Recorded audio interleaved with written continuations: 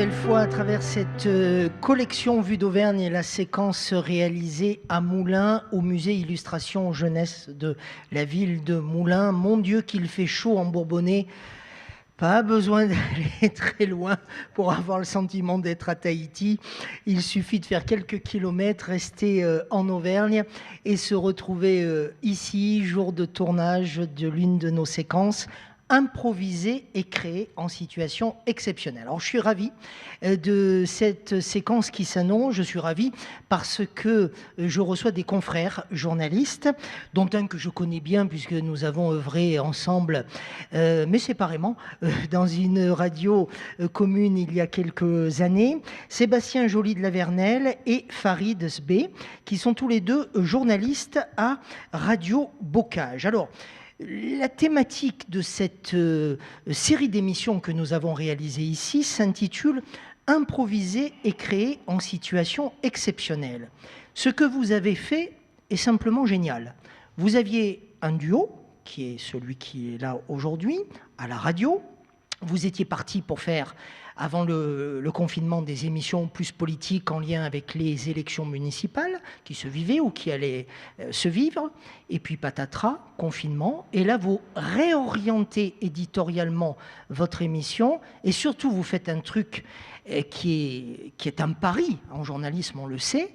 C'est une improvisation totale qui vous demande beaucoup de travail, mais aussi beaucoup de confiance envers les invités que vous allez recevoir, parce que vous ne savez pas qui vous allez recevoir. Chaque jour, les gens téléphonent et se livrent. Sébastien. Exactement. Alors effectivement, quand on a eu cette période de confinement qui s'est annoncée, on s'est dit il y a quelque chose à faire.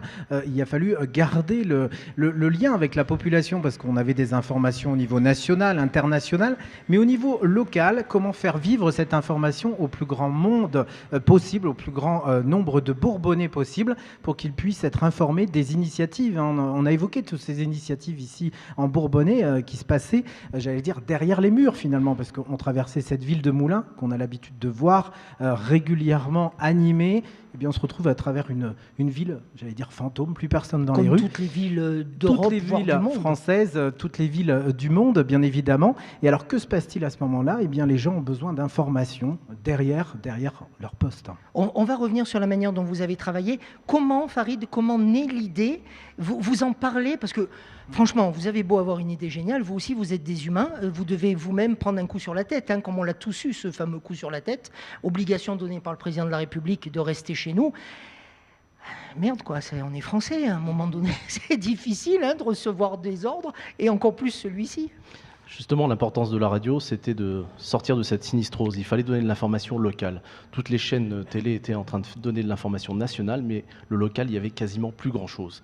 Et le plus de la radio... C'est important ce que vous dites, parce que c'est la notion de proximité. Tout à fait. On a donné la parole aux gens locaux, tous. Voilà, on a fait plus de 500 interviews on a travaillé 6 jours sur 7 là-dessus, du coup. On était confinés entre nous deux avec notre camarade Christelle de Net Bocage. Et du coup, on a donné la parole. On a donné la parole aux gens qu'on croisait d'habitude tous les jours, mais que d'un coup, on ne voyait plus. Et ça, c'était très important.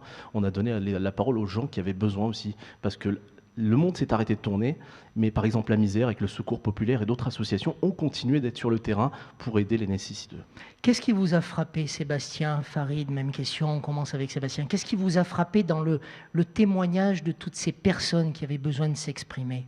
Et bien finalement, c'est la solidarité en fait, qui était toujours ici présente entre les différentes générations, les gens isolés. Et puis il y a aussi effectivement tout le personnel hospitalier qu'on a eu l'occasion d'avoir par téléphone qui nous faisait vivre ce qui se passait à l'intérieur de cet hôpital, les besoins dont ils avaient besoin au quotidien pour pouvoir continuer leur action.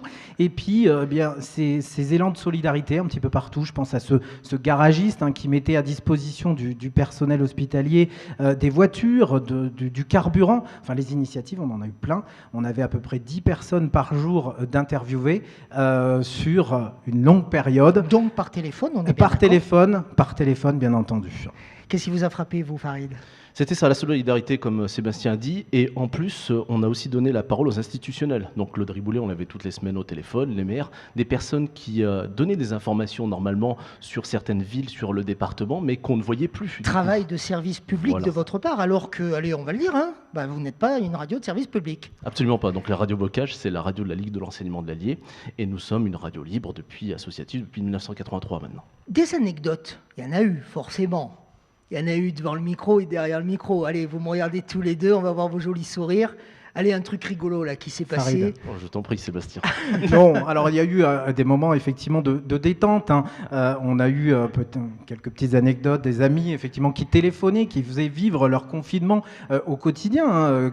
Comment meubler finalement le temps chez soi à travers des passions. Bon, on en a eu plusieurs comme oui. ça. Hein. Mais il y en a un qui nous a marqué sur la pêche. Oui, notamment. Effectivement le jardinage aussi. Voilà. Pourquoi on a il eu vous a quelques marqué, petites celui-là chroniques.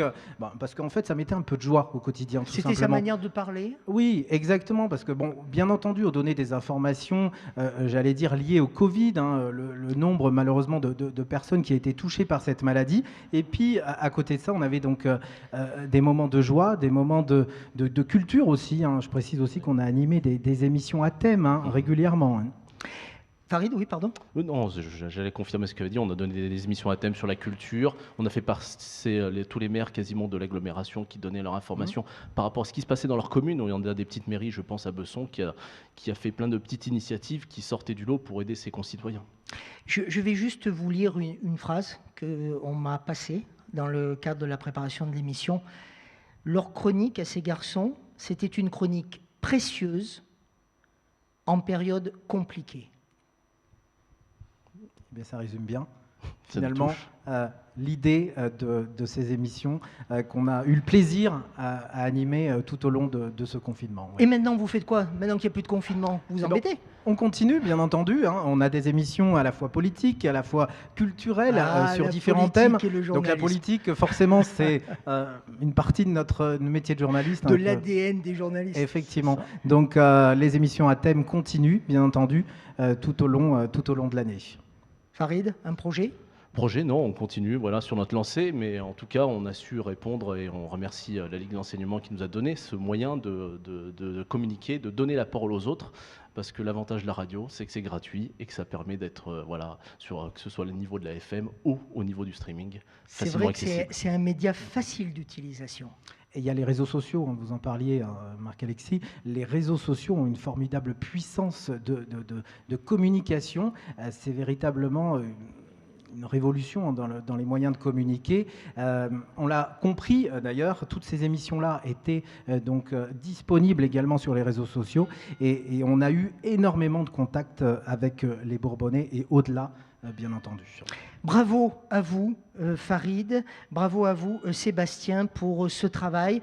Bravo aussi d'avoir tenu, parce que je le dis, pour l'avoir vécu autrement, aussi à travers des lives que j'ai moi-même fait, sans qu'on me demande rien, en fait.